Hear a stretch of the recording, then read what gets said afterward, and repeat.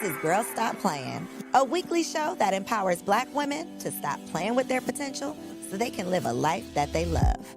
I'm Coriel, your favorite homegirl, and I'm on a mission to help Black women make the money and get the honey. You can have it all as long as you're willing to work. Welcome back to another episode of the Girls Stop Playin' podcast. It's your favorite homegirl, Coriel, here to encourage you to stop playing with your potential and start working for what you want in life and in love. You already know I'm bringing you the information and the conversations to help you make the money and get the honey. You can have it all as long as you are willing to work. And on today's episode, I have the pleasure of introducing you to two amazing people who are making it work. We have Kenyon and Takara Martin in the building. All of that. I need all of I that. know. We'll add that later. Thanks. So welcome to Girls Stop Playin'. Thank you. This is probably like a full circle moment because we started out in an event together, ended up at another event together, and I didn't even connect the dots that y'all are who y'all are. And when I realized who y'all were, I'm like, oh, welcome back into my life. Yay. I have to have y'all back somehow, some way. So to bring y'all up to speed, y'all know I had the Single Wives Club way back when. I hosted Single Wives Weekend, Workplace Slay Weekend. I don't know what year y'all came. It was maybe 16, maybe 15, 16, 14, 15, 16, somewhere up in there. 16, literally the year we got married. Okay, 2016. So this is how far we go back. You all came and spoke on a panel. Yep. You had such a unique perspective, I think, and I think that you all just offer a look into a relationship that we don't often get to see. So I would love for you all to just start by sharing a little bit of your love story, not necessarily, I do want to know how y'all met, again, all of that. Tell us all of the things and where y'all were in life when y'all met. Oh, Jesus. So you want me to start and then you take the where we are in life? Go ahead. Because I think that's how we normally volley. We met in 2009, 2010, through mutual friends on Facebook. Never met in person or anything like that, and just maintained a respectful distance, but admiration of who that person was. And does that mean staying connected on social media, or what does that mean? We somewhat, because we really didn't like each other either. So it was I had a big mouth and I had a very opinionated personality. He has a very opinionated personality, except his personality and his opinions are backed by years of education that I didn't have. Things. And when people come with their knowledge and their expertise and education, they're assholes. And so we didn't really like each other at first. And so maintaining connection was really just more so I see he got married. Oh, I got married to somebody else, and he was always putting stuff out, and he was always the guy on social media. I legit thought he was another Derek Jackson because he was always putting out dope, relationship content. And I'm like, he a player. I already know he a player. And by Derek Jackson, let's just clarify, zoom in on me. You mean someone who is preaching things online and living a different life in real life? Is that what you mean? That is yes. Okay, I just wanted to clarify for the people. That is what I assumed that was his situation. And then after kind of the relationship kind of dissipated between the two of we had other marriages, and so after that happened, he just, even though we didn't like each other, I still respected him. And I had a respect for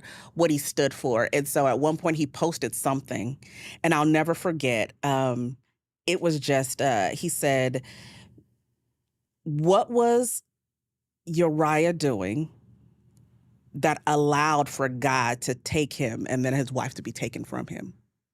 So there was and he was just there was something, a conversation that he was having online about just I'm not saying Uriah deserved to die, the King David, Bathsheba, that whole context. And I was just yo, number one, take that down. This needs to be a book. And for me, in my marketing background, I couldn't see nothing else other than you've got a book in you. You need to be writing this down. Take this down for somebody to steal your stuff. And even if we don't like each other, let's work together from a marketing branding perspective, because I love what you do.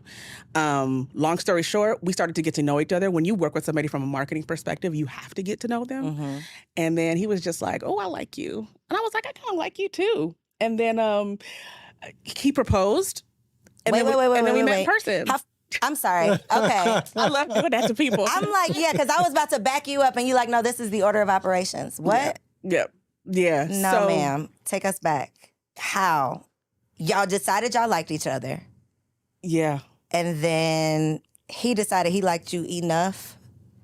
There was obviously there was stuff in between there. I was going through a lot of stuff emotionally. I was going through stuff with my church at the time, with my ex-husband at the time, like all that stuff. And I was pretty much just like done with relationships. And I'll say this last part because he can take over. I was just like, number one, I'm done with relationships, but I'm done with God. I'm done with church. And he was like, you're not done with God. You're not done with church. You just need a covering. You should let me cover you. And I said, okay. And so here we are today. And I said, okay. Literally. But that's where we were. We were at a place where like we were done with relationships. We didn't want to get married again, didn't want anything. And then that's kind of. So before you pick up. Sure.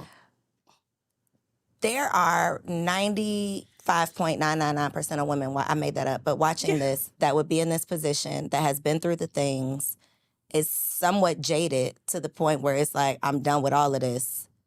How did you allow yourself to say yes, to move forward, to trust that this could be someone that could cover you? Like, what was that? Was it something he did? Had he already proven himself worthy? He already showed you he was, a leader worth, you allowing him to lead you? Like, what was it? Because I think so many women miss out on an opportunity or miss out on what could be that cover because they can't even get over all the other stuff they've been through. Yeah. Consistency. He's always been consistent in who he is. Even from the time where we weren't dating, we didn't know each other. For instance, there will be times where even today, we'll get a Facebook post memory of something that he said long before he ever met me. And he said it again years later, and he just forgets that he said the same thing. Mm-hmm. And so it's one of those things like, that's who he is. He was consistent all the way through everything. And that allowed me the ability to let my walls down and to feel safe there. Because I never had someone that was consistent in who they were. And showing you that and not giving you any reason to doubt it. Correct. I love that. Okay, go on and hop on in. Well, I guess my part is where we were. And like she said, we were in places where we were sick and tired of being sick and tired of relationships. Both of us were. Mm-hmm. We had both been in marriages. We had both failed. We both failed multiple times, and we didn't know what was going on. And so by the time we met each other, we was honest, brutally honest.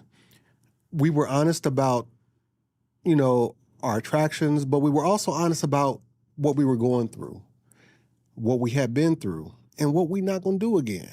Because when we first decided we were going to date or we began to have these conversations, I was like, I'm not leaving Ohio no more. I'm just not going to do it. So if you want me, you're going to have to come and see me. But at the same time, I think we both saw in each other what no one else saw in us. It was a thing of like discovery, like having a real relationship for the first time. Like I've never been married. Like even though I've technically been married before and she's technically been married before, we've never had a good husband or a wife. We've never had a husband or a wife. And it was at that moment where we started realizing that it wasn't out of desperation. It wasn't out of watching a clock. It wasn't out of, I just don't want to be by myself. Mm-hmm. It was just that I like you. And here's what I'm willing to do. Here's what I'm not willing to do. Here's what I will put up with. Here's what I won't put up with. But at the same time, let's open up and see if what we've been building is real. Mm-hmm. You see what I'm saying? And the willingness to do that, because both of you have been through your own things. Yeah. Both of you, again, were jaded. You had still, no matter how healed or how much on your journey you are towards healing, you still have those things that sneak up that remind you of someone or something, or, that you don't want to repeat. So you are operating with that mindset of, I have to protect myself from doing this thing. And a lot of times that protection builds that wall, and then that keeps us from blessings. And so I love that y'all were able to see something in one another. But I think there's this, I think there's this conversation of not settling, which I 1,000% don't believe anybody should settle for anything less than what they feel they're worthy of. However, I do believe we have to allow for some flexibility. Yeah. So when you said I had this standard, I'm not leaving Ohio, but I'm willing to put in the work. I'm willing to give you some time. I'm willing to see if this is worth me bending a little bit. I think so many times, and we talking to Black women today. Okay. Just to put that out there. Let's do it. A lot of the high achieving, successful Black women that find themselves single, a little bit later in life, I think they hold on to this, well, I'm not going to settle thing, but settling and being flexible are two totally different things. Correct. So could you speak to that woman who could be missing out on what you were willing to just give it a try? See what was there. Be willing to try again for someone who's just taking it off the table. Well, I think that, I'm sorry. No, you go ahead. Go. I think that, number one, risk. In order to find love, you have to risk the opportunity to be vulnerable. And if you're not willing to take a risk, if you're bound by all these walls around you because of risk management, then you're never going to find who you really want because you're trying to lessen the blow of what could happen. You're living a life of catastrophe and catastrophizing every relationship, and you shouldn't do that.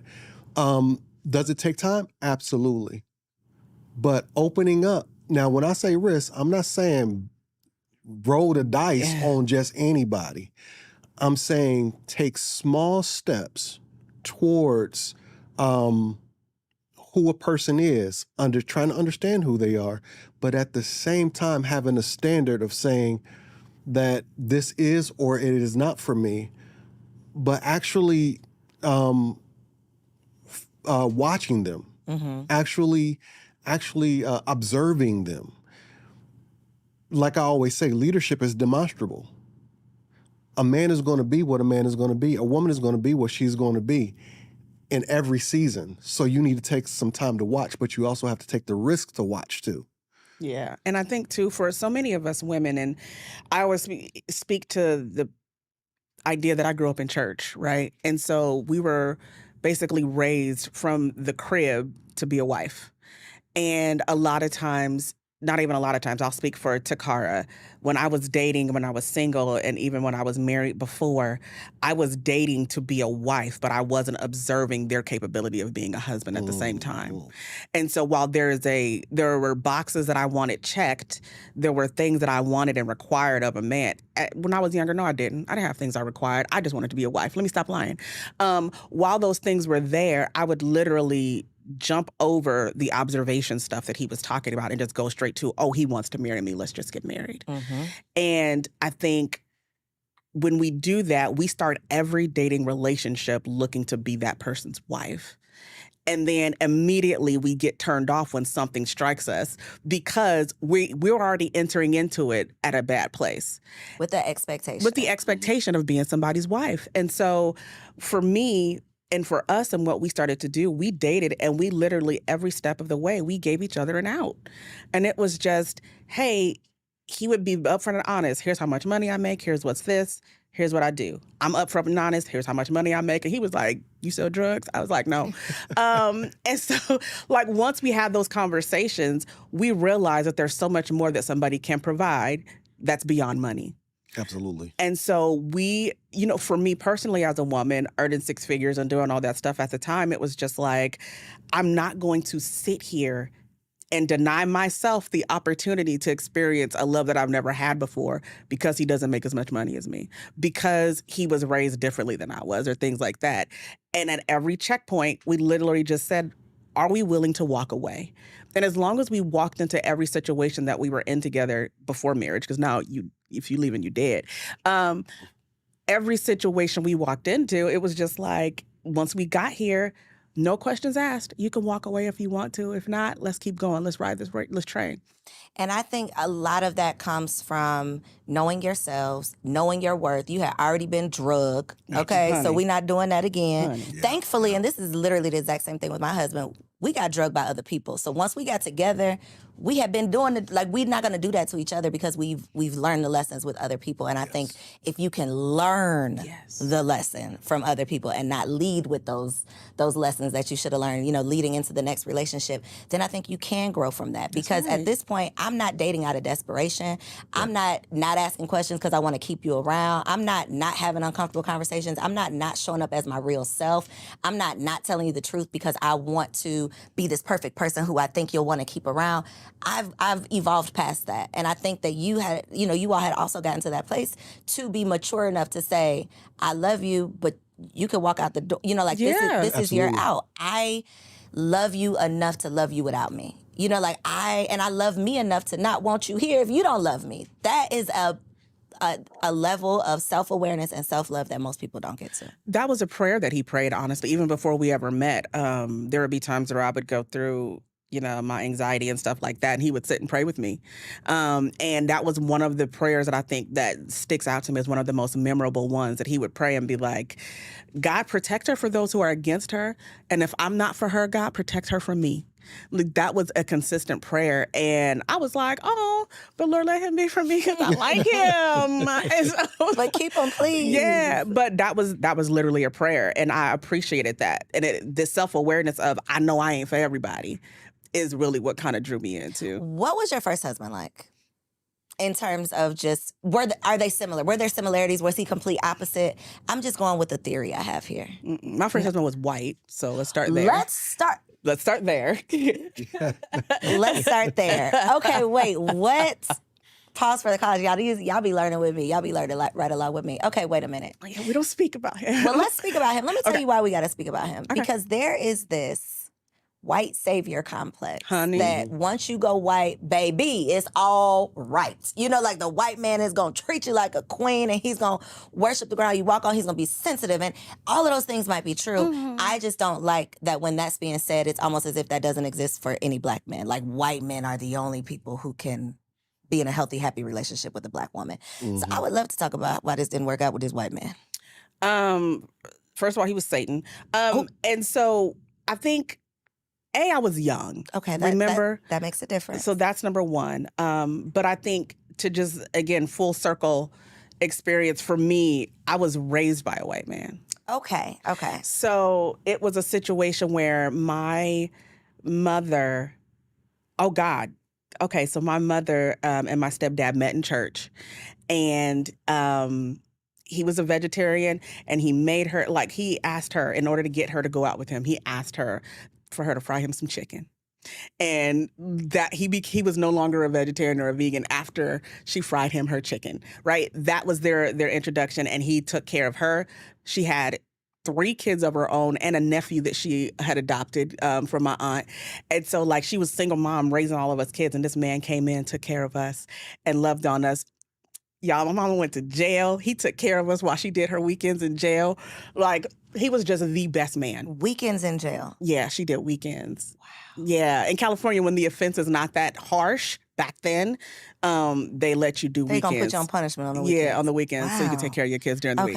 And so he was a real stand-up man. Literally, is the point. Real stand-up man. Mm-hmm. So then fast forward to me being a grown-up and growing up in a very impoverished neighborhood. We were very poor. I didn't see good black men. I didn't. So for me, in my mind, I associated good with white growing up. So that was literally my experience into the church into marriage and seeing that from the church.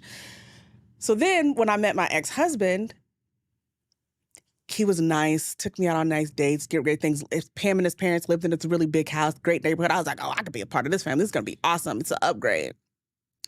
And yeah, he was abusive. And I never got the opportunity to really become my full black self being with him. And so, yeah, beatings, pregnant, getting beat up, everything you could imagine, that was completely opposite of the man that raised me.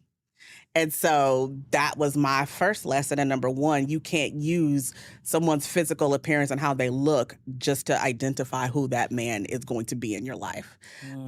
'Cause listen, y'all can talk about all these black men and they ain't, if you want to, but there's some white ones out there that ain't shit either. It's just people. There are There are some people people. that The are people, yeah. just not good people. And to lump everybody into it, well, if I just go over here, then I'm going to get everything that I want. It's probably not going to happen because that's your intention, right? And that usually doesn't work out. What were some, because of the current culture and climate and conversation in terms of these abusive relationships, these situations that women are finding themselves in, can you point to any red flags or any signs or any signals or any things before the abuse that was like signaling you that something was up? Yeah. First and foremost, it was the isolation piece.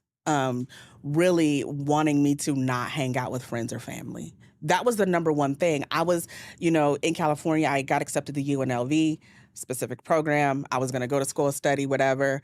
He literally went to my church leaders who were also, that's a whole nother abusive topic as well, went to my church leaders and they basically got in cahoots and kept me from going away to college, that sort of thing. Like it was, yeah. So Was it a cult?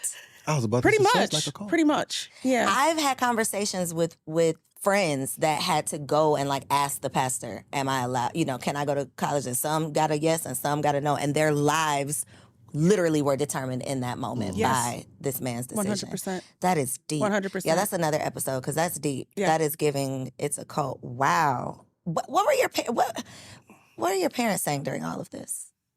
They were just as much as invested in the church community as I was. But so. did they see any of these red flags, or were My they? stepdad did, actually. He really did. Before he died, like he would be like, listen, y'all gonna go through and let this girl marry this man, fine. He was like, I'll support it, but there's something not right there. My stepdad caught it, first and foremost.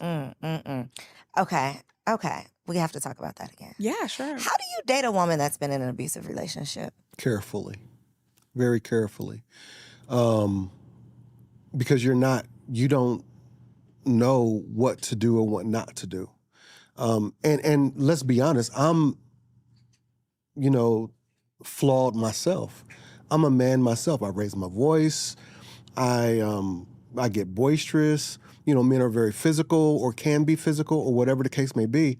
And so now, and you make mistakes, you feel like you got to wrestle the world. So now, when you're talking to a woman who has been abused, you have to begin to understand, number one,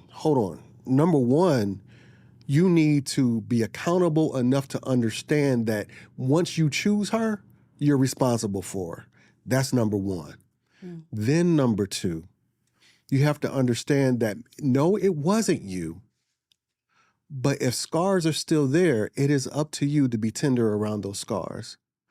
And so that was my perspective, especially as she was going through what she was going through with that church at the time when I met her. My whole idea was, okay, we're not going to kick God to the curb, but we could kick these Negroes to the curb. You know what I mean? Because I'm not here for play. I'm here for real. And if I'm going to cover you like clothing, let it be soft on the inside, but keep out everything on the outside, like armor. That's me. And so I want to be where she can lay her head and be comfortable, but anything outside of me gets the business if it comes for her. You see what I'm saying? Standing on business about yours, huh? Baby. Come on now. I love it. And that's important, but you got to be tender. A lot of people think, or a lot of men think, that you have to be this manufactured form of masculine to be attractive, to be a man for a woman, to do this, to do that, to do the other, when all you have to be is life-giving. It's called generative. And if I wasn't there to give her any life, then what am I doing in her life? Period. And so that's where I was, and that's the kind of man who I had to be. What's your advice for women who are rediscovering themselves? Because the woman who you have to be in an abusive relationship, the shell of yourself that you have to become in an abusive relationship versus this that you get to blossom into once you've escaped that and can get back into, settle back into who you truly are, that's a process. Yeah. So being on the other side of that process and not just being on the other side of it like you survived it, you are thriving, right? You weren't jaded so much that you couldn't trust another man. You weren't jaded so much that you could trust him, but then you ruined it. Because we'll do that too. I almost did, yeah. That's a thing. That's a thing. So what is your advice to women who want better, but they need to become better also in order to even entertain better? Well, it is a process. Shameless plug, the soultiesdetox.com is available. We created a process based upon that, to be honest with you. Okay, come on, shameless plug, tell the people. And because it is, I tell people, me and Kenyon's results are not typical. This is not something where you're going to meet the guy, he's going to sweep you off your feet, and y'all just going to be happily ever after for the most part. Because to your point, we can ruin stuff if we're not prepared and ready for the inevitable triggers and the healing that comes on along after that. But yeah, it starts by identifying how you keep ending up in those situations to begin with. Most of the women that we've talked to, connected with, coached, counseled, what have you, have all been in multiple relationships like that, whether it was physical, emotional, or what have you. And so the number one thing we had to do was decipher what was it that was leading me into these, what was attracting me to these, because we can't control who we attract, we can't control what we entertain. And so once I got past understanding that, and for me, it was my church upbringing. For me, it was, I got daddy issues too. This is like, I'm a whole 3 different shows. I could be on all your podcasts and talk about something different. So that, the daddy issues, everything. Okay, so there was that. Then it was identifying all of those different people that hurt me throughout that journey and releasing it. Because one of 2 things typically happen when we didn't release those people for real from our lives. One, we inadvertently looked for people just like them in different skin, and we didn't even realize we were chasing those types of things, or we kept going back to that person over and over again. And so it was, identifying and then elimination of those people. I'll save the rest for the book. It's a long, literally 5-week journey that we take people through. And then from that, it was realizing that not everybody who hurt you in your past is a reflection of people who are going to hurt you in the future. And that's the constant work that I'm still doing all the time. We get into it. I have to work myself through mentally a situation where I say, yes, you've experienced this in other relationships before, but what's different now? He's been consistent. He's been secure. He's got other stuff going on right now. You need to have this conversation. You need to communicate. Don't shut down. Don't become passive aggressive. Don't go hide like you used to. Go do that. And I literally have to talk myself through certain situations to make sure that I'm not treating him away simply because I know what I'm feeling in that moment is not from him. It's from somebody else. Accountability is everything. I think. I like how you summarized that. I said 10 minutes worth of words. No, that is, I loved all of your words that you said, but all that was jumping out at me was I got to be accountable for how I got here. And I think a huge part of the problem that I see with Black women, again, I only know Black women, y'all. I'm always only referencing Black women. A huge part is that we don't want to take accountability. We get ourselves, not necessarily we get ourselves in these situations because nobody's going out knowingly looking for abusive relationships. But we find ourselves in these situations, and then instead of taking an introspective look and say, okay, what was my point of attraction? What was I thinking? What was my intention? What was I willing to settle for? What was I thinking that I needed? What was I trying to fill a void with? Instead of going through that whole very tough process of doing the self-work and figuring out what is up with this common denominator, we usually don't take accountability. We say, oh, well, he was a bad person, or, I used to blame my mama, and it is still your fault, but I'm working through it, right? Because I think a part of it, too, is we think we get credit for identifying the problem.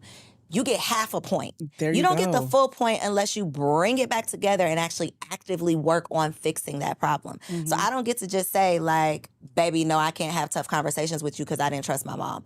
I don't get to use that as an excuse for bad behavior. Yes, I can identify this is the root, but now what am I going to do about it? So I think a lot of times we don't have that accountability, even with ourselves. I'm not even talking about like going to therapy or hiring a coach or taking a class. I'm just talking about with yourself. That's it. We can't even keep it real with ourselves for long enough to realize like it's you that is leading you back here. Now let's figure out what it is, who you are, why you are, how you are, so we can figure out who you need to become. Absolutely. Yeah, I think the problem is that there's a cultural narrative that she's supposed to be found.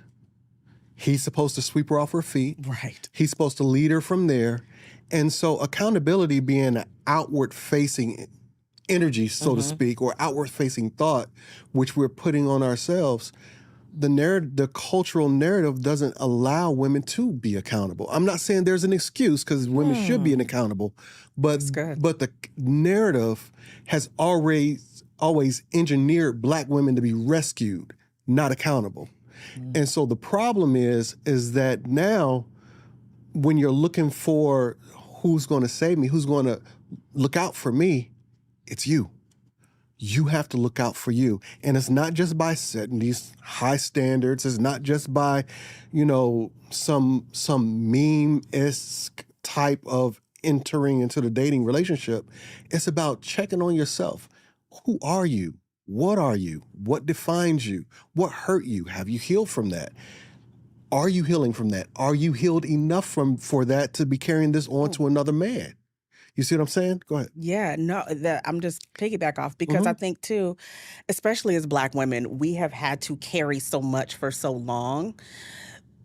Accountability wasn't a problem for us when we had partnership, when we were cooperatively in different things. But I think when we've had to start carrying so much as Black women for so long and we default to a defensive posture, that becomes our norm. Because we're always on the defense. We're always fighting, whether it's work, whether it's the ex, whether it's, anything that's going on in our lives, we're always fighting. And when we're always coming from a defensive posture, there's very little time to take accountability for things. Because once somebody acknowledges a problem, we're just rushing to try to solve the problem. We're not rushing to try to explain the problem. Or explain it and solve it and get through it. Not to say, okay, what in me triggered that? What in me did I do that? And I think I've had to personally do that work to make sure that we get into it and I be going in, and I literally do start explaining stuff, and just go stuff. And he was just like, but are you hearing what I'm saying? What happened? Why are you getting defensive? Just are you telling me what happened? Are you hearing me? Are you understanding me? And I've literally had to continue to go back over and over again and remind myself that this is not an opportunity to be defensive. It's an opportunity to be accountable. And this is not the enemy.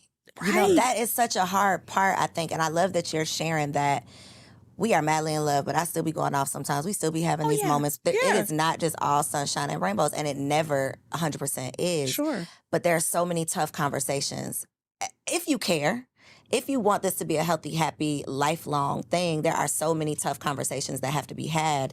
And to your point of not just being aware, not just being accountable, but willing to take action, because you could be enlightened and educated all day long. But baby, in the heat of the moment, listen, when I want to shut down and not talk to you for an hour, when I want to be passive aggressive because you should have just knew what it was, I have to check myself. And that is my point. It's even with yourself. Can you be accountable to yourself to say, you know what? In my heart of hearts, I know that you mean me well. If you married or if you're involved with someone who you truly trust, if you've made a good choice, then you should know and feel safe to know that they don't mean you any harm, that they're not just telling you something to hurt you, that, you've said that this is somebody that you're committed to because you trust them. So I think it takes a lot of looking in that mirror and being willing to look without having but, or you didn't do this, or, but I, What about when it's you? hard. It's so hard. Yeah, one of the things he's always said is we're each other's mirrors.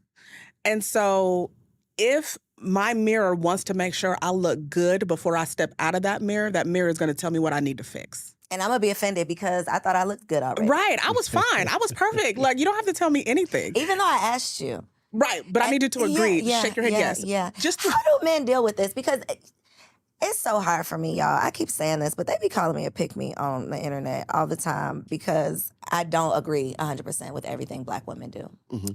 Yeah, no. And one of the things they do, they be mad at me. I'm not sorry. I'm not really sorry because we got to get it together. Yeah. We all got to get it together. But I talk to Black women. The Black men are not over here, so I'm only talking to y'all. But one of the things that I always hear men say is we can't be honest with women. Y'all really don't want to know the truth. And I just be like, I do want to know the truth. Yeah, tell me the truth. And then I post a clip from my podcast, or I see a clip of a podcast where a man is explaining whatever his truth is, and there's always a rebuttal. There's always a discount to who that man is, what he must not be doing in life, where his perspective is rooted in, discrediting whatever he's saying. This cannot be his reality. The black woman is not the problem. It must be you. How is a man supposed to, like, how are we supposed to bridge this gap? Because we got to communicate. We got to come together at some point. We have to listen to each other at some point. How? I think, to be honest, I think it's going to take men to step up, because if you want to be a leader, you demonstrate that first. So you learn how to communicate that. Do black women mess up? Yes, a lot, but you don't have to have fear of being honest. Number one, there is no excuse for not being honest. There's just a way in which you should be honest, right? And then when it comes to women with all the rebuttals, the defensiveness, the argumentativeness, now, granted, because of what I do, I'm able to step back and say, oh, you're afraid to be wrong. You're afraid if you're wrong now, what it meant for you in your past. So there's a lot that's going on there. Every man isn't equipped with that. But you can be equipped with patience. If you want to be in that, venues like this is what's necessary, where we are talking to each other, not at each other. Because the energies can get crossed and you can feel like there's an attack somewhere. How should men deal with this is through patience. How should men deal with this is through understanding. And none of that is soft. All of that is based upon just a human dynamic. Like, that's a woman. She's a softer vessel. We're all cracked vessels. So if she's a softer vessel and we're all cracked vessels, even in this room where I'm being attacked, you know what? I'm going to protect her from herself. And I'm going to be honest anyway. And if she can't hear me in that honesty, maybe away from the cameras, I'll pull her to the side and say, hey, listen, this is what I was meaning by that. First of all, are you okay? We have to learn how to be men again. Men that take care of women. Not men who are defined by what we have or what we can do or how well we can do it. So there are some things on both sides. I think the whole conversation is so nuanced that we get lost in the oversimplicity of do this and this will happen. Yeah. 1 + 1 = 2, and that... Exactly. We walk around with if-then statements, computer language in our head, when really it takes so much more work.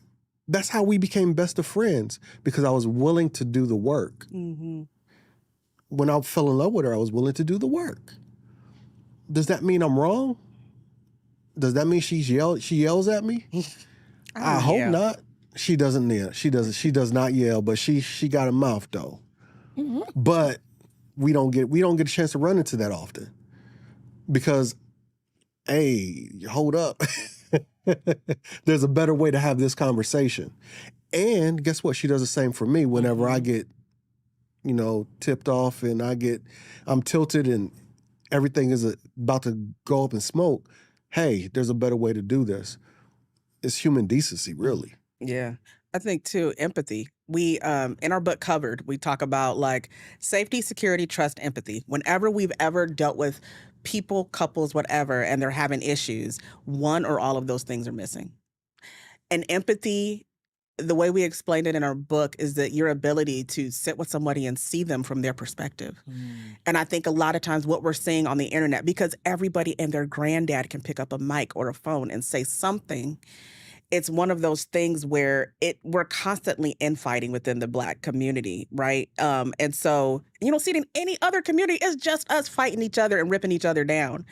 And honestly, I have to listen to some clips twice before I make an assessment or a judgment, because the first time I have to sit with why it triggered me, why it hit me where it did, like, ouch, was there some truth to that?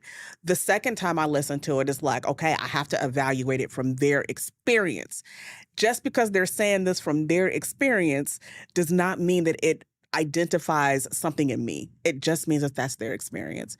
And empathy tells you what that experience is, or that they're doing it that way, as opposed to me and myself always, coming from an Being offense. triggered. Yeah, being triggered. Me you're talking about. Yeah. I think, too, one thing that we're missing is just like compassion, kindness. Yeah, girl. Being just like good to each other. Like the men that have sat down here and said something about peace, that this is, one of the things they desire in a wife. And I say peace because that means different things to different people. Mm-hmm. But the way that women roll their eyes when a man says he wants a woman that brings peace, it's like, that's offensive. You want me to bring, you be your own peace. Like, I'm not here to be, that's the attitude that comes behind it. And if I think just over my life and just the relationships that I've seen in the Black community, of course, they haven't always been like loving relationships. Right. Black women are notoriously categorized as having a mouth, waving that hand, talking back, doing all of the things, not being agreeable.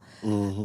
And I think we have to do a better job of just like being kind to each other. That's one of the things that when I've asked men who date other cultures, white women mainly, they're saying, well, she was nice to me. I came home from work and she just had a smile. She just smiled at me. And that seems ridiculous that you could come home and your wife doesn't smile at you, but it's not ridiculous. It is the reality for a lot of people. And I think that we don't use like kid gloves with our partners. Right. We're not concerned about their feelings. We're not trying to be, we're nurturing and soft and sweet to our kids, but our husband like gets the wrath. Right. And I just think that culturally we don't have that, not that love, but we don't look at our husband like that. We look at you like you just a man. Like you don't need this softness. Right. Even though that's what you want from your woman. Listen, absolutely. But I think too, and we're a self-fulfilling prophecy as Black women when we don't see that dichotomy between the soft us and the go hard in the boardroom version of us. You can be both. You can have both. I've made upwards of $300,000 a year at one point, and I will still make this man a plate. I will still make sure that I get up off that computer and go make him food. I will still make sure that, hey, baby, I'm feeling you. All right, let's go upstairs there. You know what I'm saying? We both work from home. Like, that's the kind of... Lunch break. You know what I'm saying? So that's the kind of thing, like, when I am that version of me for him, I'm still very old school. I can get him to do anything I need him to do. I can get him to... Y'all be like, my man don't ever stay home. There are things that you can do for him to be home. Like, and I'm not talking about manipulating a man. I'm talking about creating an environment for your man. And I don't care how evolved I get. I don't care how evolved society gets. I'm always going to be the wife that he wants to come home to. I'm always going to be the wife that he be like, looking at me like, hey, where you going when I'm leaving the house? And that's just, call me a pick-me too. But I feel like a lot of y'all are single and bitter because there's not a balance between the boardroom version of you and that wifey version. You want the man to just accept this version of you 24/7, and that is just... It doesn't work. It doesn't work like that. It doesn't But work. I think the kid example is easy for women to digest because and it goes back to the emotion thing. It's like we can understand kids. We can break it down for kids. They can come to us crying and we know that you're just tired. Whatever this is that you're presenting, it ain't really that. Like you really just didn't sleep last night. We can identify that with a kid and then we can understand it and then we could be soft. But when it's your partner, it's almost like enemies. It's like we're attacking each other versus attacking the problem. We aren't seeing each other as partners. You know what it is? The reason why it's easier with kids is because of hierarchy. The woman is naturally more powerful, so she can guide and direct. Then when you look at the hierarchy of the house, whether you believe in it or not, there is another cultural narrative that the man should lead. So I shouldn't have to guide or direct. He should automatically know. And so the humanity has been taken away from men. Men are no longer human. We're beasts of burdens that just live in the home. And we need to be looked at as humans with emotions. That narrative is so terrible that we don't even see ourselves with emotions. And so we don't even know how to channel our emotions outside of being extra happy, extra horny, or extra angry. We don't know how to deal with that. So we need to deal with our emotion. How do we, when we talk about compassion, kindness, all those things that really are found in the fruit of the Spirit, basically, right? How can we practice any kind of belief system? Christianity, one, whatever, but any kind of belief system that compensates that and not treat each other with that. And so we are genuinely considerate of each other because we genuinely do love each other, and we see each other's wounds, we see each other's hardships, flaws, strengths, weaknesses, all that kind of stuff. We're human. And until we begin to see each other, Black people have been dehumanized for so long that we dehumanize each other. Yeah. And that's what keeps this thing in between us, even when we're trying to love each other, because we don't know how to. And I think one thing that somebody told me, they're always going to be your brother or sister in Christ regardless. And I think if you don't we trash talk, we be cussing, like we be going off on each other like in the house, like we just have fun. Yeah. But at the end of the day, that's my brother in Christ. Y'all, people ask, like, you know, we talk about exes and things like that. Why don't you trash your exes in public? Why don't you talk more about like stuff he did? People need to know. Yeah. At the end of the day, it was still my brother in Christ. Do I ever want to be involved with that joker again? Absolutely not. If I see him tomorrow, it'll be too soon. Like if I never see him again, it'll be too soon. But it's still my brother in Christ. And so at the end of the day, even when we get into it, I'm never going to throw shots below the belt, because at the end of the day, number one, those words matter, but he's still my brother in Christ. And I'm never going to disrespect that structure between us. And I want to live this belief system that I say I have. Because if we Yeah. talk about the number of angry, bitter, hateful, mean church folks Listen, Absolutely. that I've met, it's like, do you say you're a believer, They don't. but you're not an actor. You're not acting on these beliefs. You know, you're not doing it. You're speaking it, but you're not doing it. Real quick, that's the problem with church folks. We talk too much. We want to speak everything into existence, but not exist in it. And that's the problem. good. We do more talking than we do demonstrating. One thing that y'all are demonstrating is that y'all actually like each other. And I love that. That is not Oh, yes, typical, right? Results not typical. Asterisk. Results not typical, right? Yeah. Before you had ran to the restroom and he was talking about road trips, and he was like, I only like doing road trips with Takara. Like, we have such a good time. And I was like, why did my husband be sitting around saying the stuff he enjoyed doing with me? You know, it made me think He like does, he 'cause I've likes heard you. him tell him He stuff. likes you when you ain't around. You know, like he's really, y'all actually really like each other. We do. And so you put up a post, and I had sent it to my husband, and then I watched the rest of it, and I had to go real quick and unsend it from my husband because you was about to get me in some trouble. So let me tell you about this post. Oh, no. It started with, the question was like, what is something that men appreciate in relationships?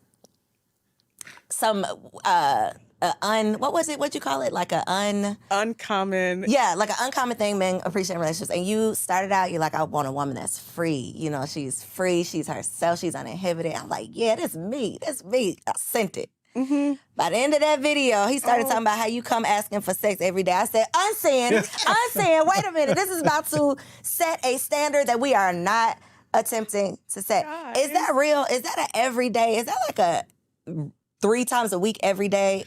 Or is that a real everyday? She Because the bothers bar me. is very high. He says I pester him She for bothers me. Hey, it don't happen all the time, but I mean, she lets me know like it's bad. It's bad. It really Not is. as bad. You can No, not bad as in bad, but Right. bad as in it can be annoying. I mean, it's cute. It's cute.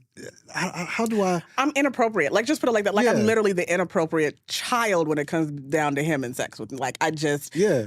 And so, for clarity, this is my first relationship that I've ever actually been able to experience sexual liberality, right? So, like, Because of the church thing. because of the church thing, and it's never something that's been discussed, talked about. You know, Kenyon is my third husband. He's not my second. He is. Wait, we skipped a husband. So the white man, were they 2 white men? Were they both white? Nope. So which one did we skip? You skipped the second one. Okay. We skipped the second one. Okay, we'll Yeah. skip them. We can skip them. Go ahead. Yeah.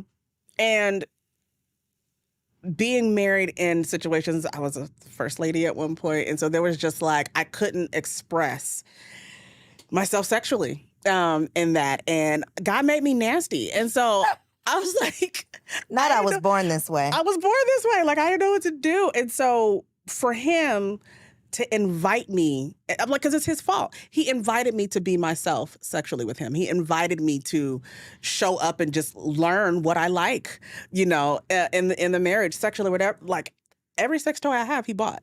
Like, you know what I mean? It's one of those things where it's just like he wants me to know what I like and wants me to tell him what I like. And so And you are in a safe space. I am in a to safe do space, that. and I'm 41 years old. I am in my prime. So is that real? yeah. Have you always been like this though? No, It's not to real. this degree, no. Okay. No, it definitely got significantly worse in the last year. Girl, what you been doing? Or it just happened? You taking some It supplements? just happened. No, I didn't do anything. It just happened, and then I started writing romance too. I think that probably fueled it. We have to get around to that. Okay, Because tell us about this. How does this work? Do these stories just exist in your head and then you're just writing them out on paper? Like, how does this process work of fiction writing? It's a blend. It's a blend of stories that exist that are fictional, but it's also a blend of things that actually really happened to me, or things that happen to people that I know. So yeah, a lot of the stories that we have, like Unmasked, from a fiction podcast perspective, that was our first show that we came up with together. That's loosely based on both of our lives. And so you write what you know, and it actually helps you inform your writing better. And then it helps you speak to the audience better. And so then I had the crazy idea to give them all these characters romance novels. And so like all of my characters now at the end will get a love story. And that's what I've been working on. And since I've been writing that too, I think he's probably benefited from. So you're writing out the scene and then you acting out the scene? Yeah, basically. Yeah. Wow. Yeah. Wow. Okay. Yeah. I think we're going to drop the mic. I don't want to get myself personally into any more trouble than I already have. You think your husband's going to want you to start chasing him? My husband, we're just figuring it out. We're figuring it out. But you have babies. I think that's different. I have very small children. Yeah, we're empty nesters for the most. You know what I mean? Like our kids live outside of the home. When you were like, she's just coming to me every day, I'm like, how are y'all doing this? How is this happening every single day? No babies. No babies. Okay, Yeah. that's the thing. Okay. Yeah, and there's a transition period there too. There's a very real psychological, biochemical, and mental transition period when you have children in the home and you're trying to raise the children and you're trying to deal with and older parents, both of them. Older parents that can't move around a lot. Yeah, my mom lived with us. I'm like, she just gonna hear it. Right, but it's she luck, wild, Mom. but still, it's not something that you have to be patient for it. It'll come. It just comes in its season. That's all. Yeah, that we're is. just not in that season. That's what I've just accepted. Yeah. This is just a real sowing the seeds season. Last question though, because another clip I saw, you were talking about your experience with infidelity, Yes. being on the receiving end. Mm-hmm. I don't think I've had a man on this couch that talked about being in a relationship and getting cheated on by a woman. Oh yeah. Did you forgive her? Is my first question. Yeah. Not only did I forgive her, I understood her. Did you feel like you were to blame? Partially. Now let's be real about this here. She made the decision. She made the choice. It was a bad decision and a bad choice. And if I'm to be honest, I was going to stay through it, but there were some other decisions that she was making. I was like, you know what? This is indicative of who you are. Pattern. Yes, it's a pattern. So you know what? And I can't live through that. But the other end of that is that men don't talk about it because it makes us seem weak. We have this thing that we say, man, I'll take your girl. Women become objects and property.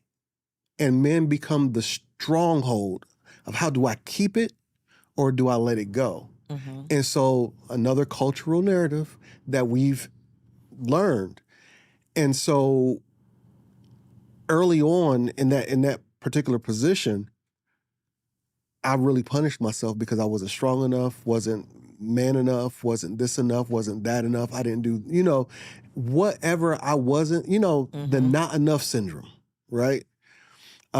Painful, man. It's painful. And men really do we punish ourselves. I can't say more than women, but I can say it's in a different way than women. Because I've seen women and we've coached women through the I'm not enough syndrome. But men, it's the kind of DMs and emails I've gotten from men who are straight hurt, struggling, broken down, suicidal. just they can't take that pain. Me, I couldn't take the pain. Mm-hmm. Hell, I lost her and a job at the same time. So I was like Damn bad. down. Yeah, I was done. But I wasn't trying to not breathe. So I didn't mind rebuilding, but it takes healing. Mm-hmm. It takes, for men, it takes getting into yourself. And men are much more willing to get into ourselves than I see women do that. I'm talking about as far as discovering yourself, as far as figuring out what's right in this world, because we're fixers. Mm-hmm. If I couldn't fix her, then I'm going to fix me. So now we're objectifying ourselves. But I took a path that helped me understand just, you made some mistakes. I think even that is such a mature perspective, and again goes back to awareness and accountability. Because for the husbands who don't want to go home to their wives, if I'm the wife, I'm going to think to myself, what is it about me or this house that my husband doesn't want to come home to? Maybe there's something that we can adjust or change. I'm not going to say, you better come home. I'm going to call you a million times and make sure you on the way, and I'm going to look at the G.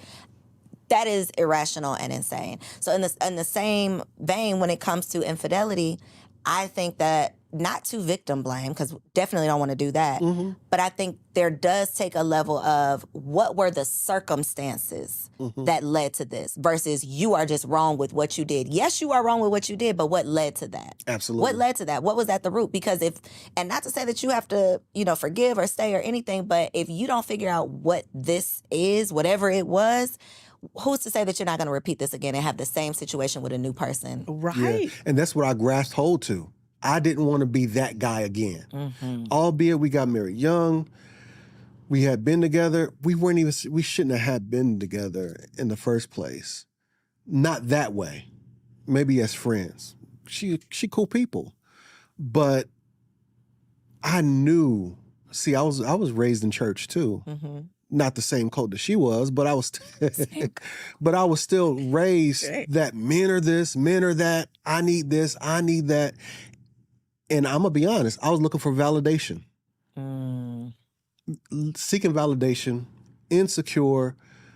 When you say a man have to be mature to see all this, maturity hurts. Mm-hmm. Maturity don't just happen.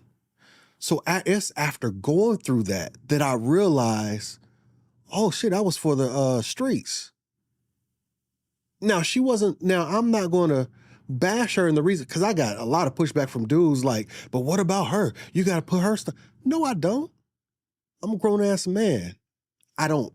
Right now, I'm not the insecure boy, so I don't need your validation nor anyone else's. I'm a grown man. So at this point, I'm going to own mine. Let her do with hers what needs to be done. Her and I have had those conversations of, what could I have been better? What could I do better? And stuff like that. So, giving her credit, she's gotten some maturity too, but that stuff comes through pain. And you have to look at yourself. If any man who's not willing to look at himself and grab hold of the accountability, he's not worthy of a woman to me. Wow. I think one thing that you said that is probably a whole nother podcast episode was that you shouldn't have been with her anyway. There are so many, y'all should have never slept together. Y'all should have never said I liked you. Y'all should have never went on down that aisle. You should have never. And something in you told you that too. Yeah. You just ignored your intuition. You knew it. So here you are trying to turn this bad boy that you were so attracted to into this good husband, and you should have never. You should have never tried to make him fit into this role that you wanted him to be versus what he showed up as. Ma'am, can I just say, half the time we stay with those jerks because sex is good. And so we've had this conversation. We probably get in trouble with church people, but celibacy and not having sex and abstinence and so forth is not just about immorality. Mm-hmm. There is a real thing that happens to your body, especially as a woman, when you sexually invite a man into your space. And so when you're looking at that and how you're becoming connected, and I'm not talking about the spooky soul ties, I'm talking about the idea of biochemically what happens to your body, then you literally will ignore every red flag that comes across your table because the sex is good. And as soon as that man begins to feel that you are starting to get hip to who he is, he gonna D you down again.